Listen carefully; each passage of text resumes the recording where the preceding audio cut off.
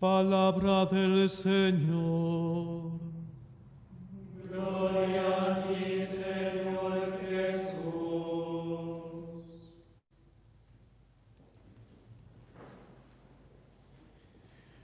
Muy queridos padres, muy queridos hermanos, con inmensa alegría, hoy estamos celebrando esta solemnidad de San Pedro y San Pablo, junto con toda la Iglesia.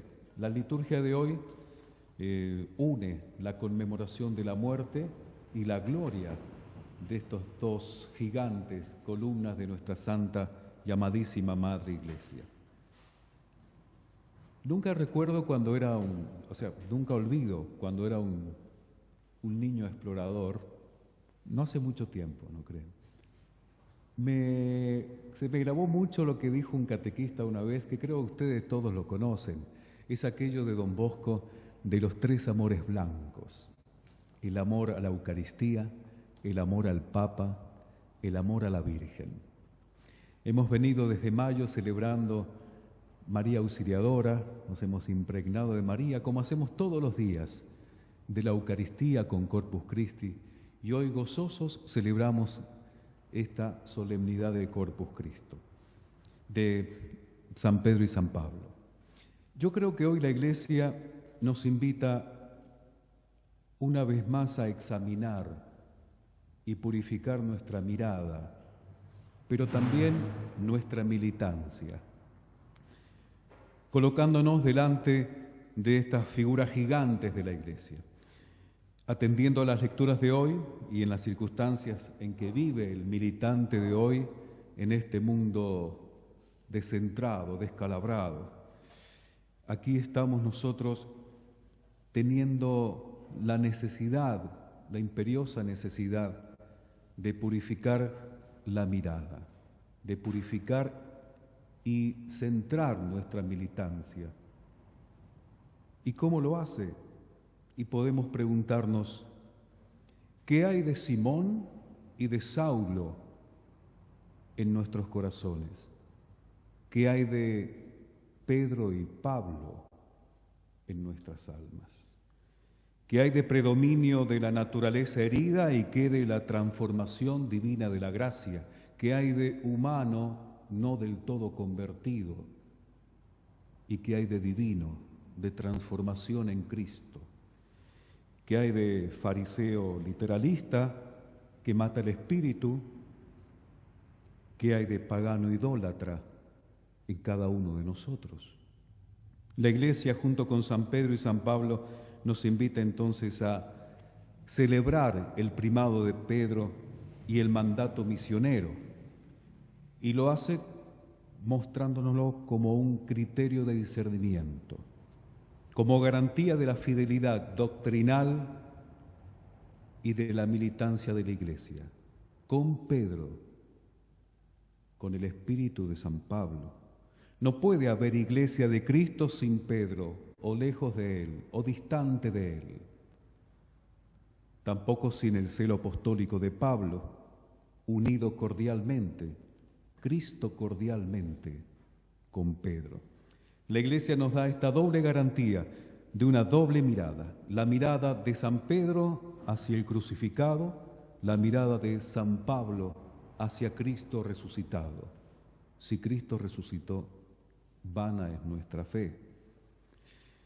Nuestra mente, nuestro corazón puede peregrinar a los lugares santos, pero detenerse en aquel lugar que creo que es en esta historia el más importante, lo señala la Sagrada Escritura, Cesarea de Filipo.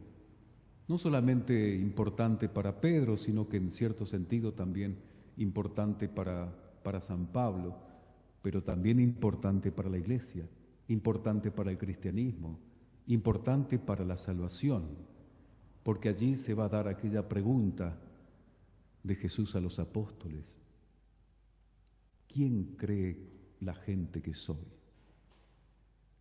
Ante esto, muchos de los apóstoles divagaban, temblaban, vacilaban. Muchos de los católicos hoy todavía vacilan ante la pregunta de Jesús a Pedro, a los apóstoles: ¿quién cree la gente que soy? Y allí entonces el fundamento de nuestra fe, la respuesta valiente, decidida, el paso adelante de Pedro que dice: tú eres el Mesías, el Hijo de Dios vivo. Inmediatamente Cristo le revela de dónde y de qué fuente viene su asombrosa confesión. No puede ser de la carne y de la sangre, es el Padre que se lo ha revelado. Y entonces hoy la Iglesia vuelve a preguntarnos: ¿qué hay de Pedro en nosotros? ¿Qué hay de Pedro en nuestros corazones? ¿Qué hay de valentía para confesar a Jesucristo como Hijo de Dios vivo en la sociedad, en nuestras familias, en nuestros lugares de trabajo? ¿Qué hay de sangre y carne? ¿Y qué hay de Dios Padre revelándonoslo todo? Muchas veces comenzamos en espíritu y terminamos en carne en nuestras confesiones.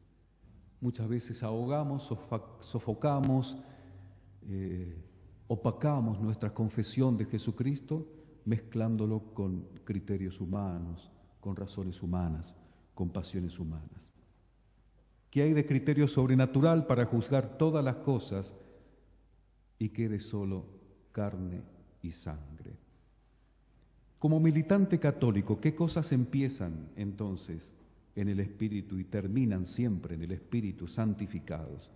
Acudimos a los remedios que nos presenta la única Santa Madre Iglesia para poder curar ese aguijón de la carne que atormentaba a Pablo. Acudimos a los sacramentos, o sigue ese aguijón paralizándolos, estancando nuestras obras y nuestra misión, haciendo estériles nuestras batallas. ¿Cómo no imaginar en aquel viaje de Pablo a Jerusalén para encontrarse con Pedro? Allí estuvo con él 15 días y su saludo, su abrazo a Pedro.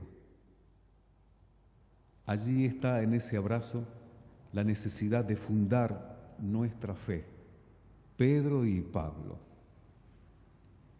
¿Acaso también nosotros en nuestro corazón no escuchamos muchas veces las palabras del Señor que nos dicen: Hijo, soy aquel a quien tú persigues?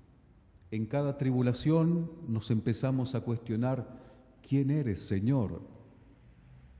¿Acaso no estabas a mi lado? ¿Quién eres? Empezamos a dudar de la identidad de aquel que nos llama a la cruz, a la persecución, a la tribulación.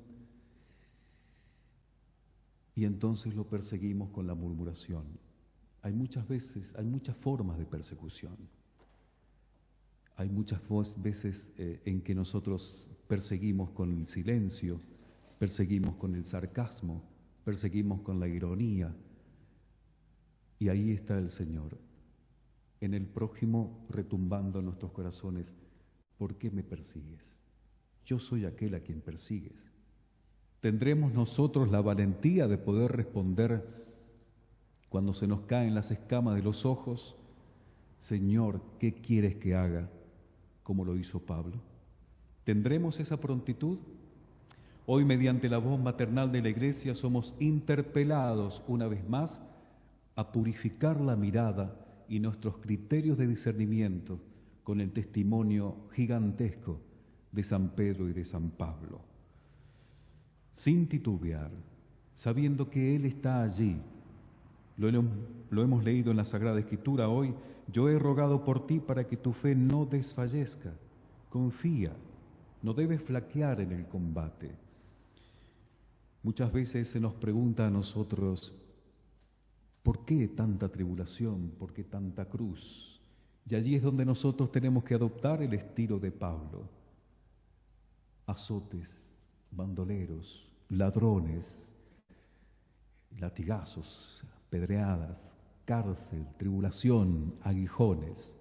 Sin embargo, Él, ¿quién nos podrá apartar del amor de Jesucristo? Ese es el estilo militante. También rescato en Efesios 6, el capítulo 6, versículo 13 y 17, aquello que San Pablo nos pone como arenga Por lo tanto, pónganse la armadura de Dios para que cuando llegue el día malo puedan resistir hasta el fin con firmeza. Manténganse firmes, ceñidos con el cinturón de la verdad, protegidos con la coraza de la justicia y calzados con el celo de anunciar el Evangelio de la paz. Tomen el escudo de la fe, con el cual pueden apagar todas las flechas encendidas del maligno. Tomar el yelmo de la salvación y la espada del Espíritu de la palabra de Dios. Aquí nos pone San Pablo entonces cuál es el genuino amor que debemos tener a la Iglesia. Y ese genuino amor se funda en aquel abrazo de San Pedro y San Pablo en Jerusalén.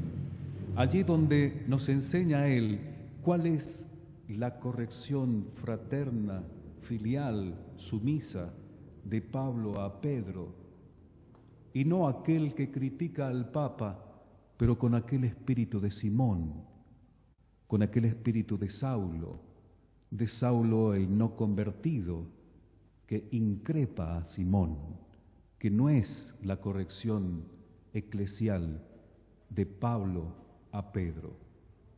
Muchas veces escandalizamos nosotros de manera sutil, media sutil o grosera, criticando al Santo Padre, y estamos entonces viendo a Simón y no viendo a Pedro, y delatando que nosotros somos Saulo y no somos Pablo.